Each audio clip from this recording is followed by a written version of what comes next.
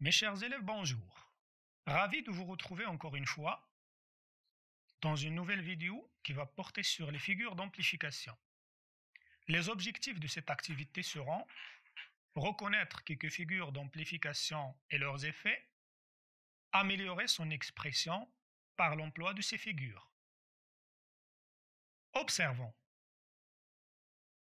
Je n'ai plus qu'une pensée, qu'une conviction, qu'une certitude, condamnée à mort. Quoi?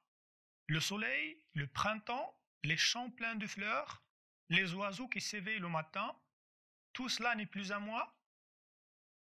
Ma pauvre petite Marie qui rit, qui joue, qui chante à cette heure et ne pense à rien. Bien, alors votre attention s'il vous plaît. Passons à la première phrase. Je n'ai plus qu'une pensée, qu'une conviction, qu'une certitude, condamnée à mort. Ici, le narrateur parle de l'idée d'être condamné à mort. Mais vous pouvez poser la question, comment elle exprime cette idée-là? Alors vous avez remarqué, vous avez trois noms, pensée, conviction, certitude.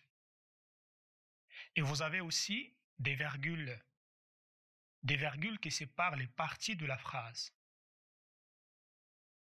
Alors si je vous pose la question, pensée, conviction et certitude, les trois noms, ils renvoient à quoi? Et vous allez me dire, ils renvoient, monsieur, à l'idée de la condamnation. Très bien. Mais est-ce que ces trois noms, pensée, conviction, certitude, est-ce qu'ils sont des synonymes? Est-ce qu'ils expriment le même degré de sens de l'idée de la mort? Vous allez me dire non, monsieur. Pensée est moins fort que conviction au niveau de sens et de l'expression. Conviction est aussi moins fort et expressif que certitude. Très bien. Donc on peut dire que le narrateur commence par le moins fort et finit par le plus fort pour exprimer cette idée de la mort. Pensée, conviction, certitude. Donc ça va en montant. Alors dans ce sens-là, il s'agit de la figure de la gradation. La gradation, c'est l'expression d'une idée de façon graduelle qui monte ici. Ici, c'est une gradation croissante. Alors l'effet que cela produit, c'est bien sûr ici renforcer le sens d'une idée, renforcer le sens de l'idée de la condamnation à mort. Très bien. Restez concentrés avec moi. Deuxième exemple. Quoi? Le soleil, le printemps, les champs pleins de fleurs, les oiseaux qui s'éveillent le matin, tout cela n'est plus à moi? Alors dans cet exemple ici, le narrateur commence par l'énumération d'un ensemble de termes, d'éléments. Ce sont des mots qui ont la même nature, si vous avez remarqué, le soleil, le printemps, les champs pleins de fleurs, les oiseaux qui s'éveillent le matin. Alors, quelle est leur nature? Bien sûr, ce sont des noms. Très bien, ce sont des noms. Donc, ils ont la même nature. Alors, ils sont énumérés et ils sont des éléments qui font partie d'un ensemble. Alors, quel est cet ensemble? Si je vous dis, alors le soleil, le printemps, les champs, les oiseaux, ils font partie de quel ensemble? Très bien, vous allez me dire, ils font partie de la nature. Bravo. Donc ici, on a énuméré un ensemble d'éléments, de mots qui ont la même nature, et ce sont des éléments qui font partie de l'ensemble. Ils sont séparés par des virgules, si vous l'avez remarqué. Très bien. Donc ici, il s'agit de la figure du style qu'on appelle l'énumération. L'énumération. Énumérer, c'est-à-dire dénombrer, c'est-à-dire compter les éléments d'un ensemble. Alors l'effet produit par cette énumération, c'est d'insister sur la grandeur à partir des parties qui composent l'ensemble. Parfait. Passons au troisième exemple.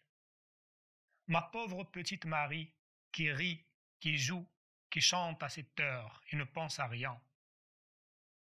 Alors vous avez le narrateur qui parle de sa fille, Marie. Excusez-moi pour le M minuscule, on doit le mettre en majuscule. Alors ici, Marie, qu'est-ce qu'elle fait? Elle rit, elle joue, elle chante, elle ne pense à rien. Le narrateur a juxtaposé ici un ensemble d'actions qu'il a attribuées à sa fille Marie. Si je vous pose la question, quelle est la nature des mots juxtaposés ici, qui sont mis en rouge? Rit, joue, chante, ne pense à rien. Très bien, ce sont des verbes. Donc on a juxtaposé un ensemble de verbes, ce sont des actions qui font partie de, voilà, qui sont attribuées à Marie. Très bien. Alors là, on parle de l'accumulation. L'accumulation, c'est le fait de mettre en valeur la variété d'une réalité ou bien d'une idée ou bien d'un ensemble d'actions.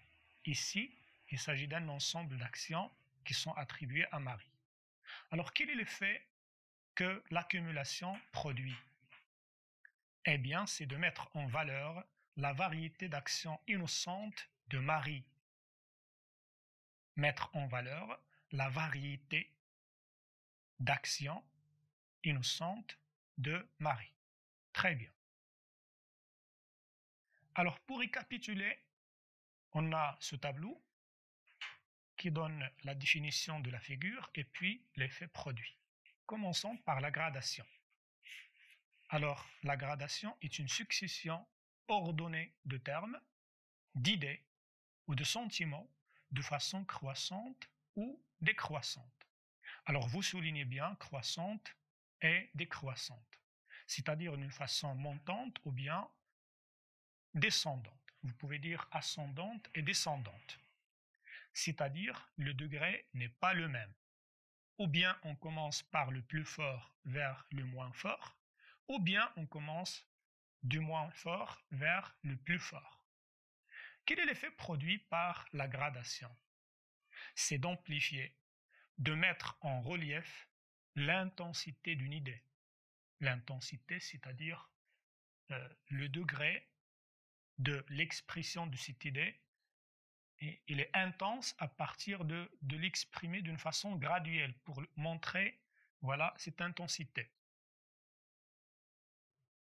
d'une idée ou bien d'une réalité ou bien d'un sentiment. Parfait.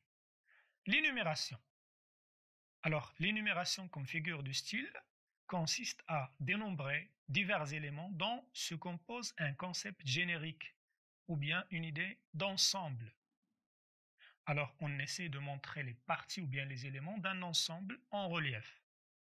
Et quel est l'effet produit par l'énumération? D'abord, c'est de manifester un souci de précision et de détail. Si vous voulez insister sur le détail ou bien vous voulez préciser les éléments qui constituent un ensemble ou bien un concept générique, vous allez essayer d'énumérer les éléments qui le composent. Ou bien aussi, on peut insister sur certains éléments. Si vous avez des éléments et vous voulez insister seulement sur quelques-uns qui composent un ensemble, vous pouvez les énumérer au lieu d'autres. Très bien. L'accumulation, comme figure de style, consiste à entasser, c'est-à-dire à rassembler plusieurs mots ou bien groupes de mots de la même nature et aussi de la même fonction de façon souvent désordonnée. Alors ici, l'effet produit par l'accumulation, c'est de donner une impression de désordre, de variété ou bien d'abondance, c'est-à-dire de profusion, de richesse. Et voilà, la variété, l'abondance, ce sont des éléments voilà, qui font preuve qu'on a une accumulation. Très bien. Vous avez une question, je sais, vous avez une question que vous vous posez maintenant. Monsieur, on n'a pas compris la différence entre l'accumulation et l'énumération. C'est presque même pareil, hein? Oui, oui, je suis d'accord avec vous. Alors, pour essayer de mettre la différence entre ces deux figures de style, on a ici quelques éléments qui vont nous aider à comprendre. Alors, l'accumulation, d'abord, on emploie l'accumulation pour donner un sens de profusion, c'est-à-dire de richesse, de variété et aussi de désordre. C'est l'entassement d'un ensemble. Quand on a donc une phrase dans un contexte dans lequel le narrateur ou bien celui qui parle veut mettre l'accent sur la richesse ou bien sur la variété ou bien sur le désordre d'un ensemble d'éléments, on parle dans ce cas de l'accumulation. Donc l'accumulation, c'est plus fort que l'énumération.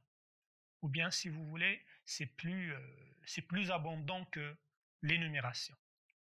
Maintenant, l'énumération, il consiste et se concentre le tout sur le détail. La liste, elle est exhaustive, c'est-à-dire elle est limitée. On a un ensemble et on a des éléments de cet ensemble sur lesquels on se concentre. Et ces éléments-là, souvent, ils sont mis en ordre. Il y a un certain ordre, il y a une certaine logique dans l'énumération de ces éléments. Eh bien, ce sont des parties d'un tout. Voilà, si vous voulez, vous avez l'accumulation qui tend vers l'ouverture, vers l'abondance, vers l'illimité. Et vous avez l'énumération qui tend vers ce qui est limité, vers les parties. Très bien. Je pense que maintenant, c'est très clair. Passons alors aux exercices. Vous avez ici un premier exercice. Identifier la figure d'amplification et dites son effet. Vous avez donc 6 phrases. Première phrase, un juge, un commissaire, un magistrat, je ne sais de quelle espèce. Deuxième phrase, chaque jour, chaque heure, chaque minute avait son idée. Troisième phrase, marchez, courez, volez où l'honneur vous appelle. Quatrième phrase, ce jeune homme était beau, magnifique, grand, musclé et vigoureux. Ses plus beaux fruits poussent là, cerises, abricots, pêches, coing. Dernière phrase, vieux flacon désolé, décrépit, poudreux, sale, abject, visqueux, fêlé. J'ai terminé donc les phrases. Je passe à notre exercice. Identifiez les termes de la gradation et dites si elle est croissante ou décroissante. Vous avez 5 phrases. Première, va, cours, vole et nous venge. C'est Corneille. Deuxième, je me meurs, je suis mort, je suis enterré. Molière. Troisième, je le vis, je rougis, je pâlis à sa vue. C'est Racine. Quatrième, je suis perdu, je suis assassiné, on m'a coupé la gorge. Molière. Dernière phrase, vous ne me donnez qu'un jour.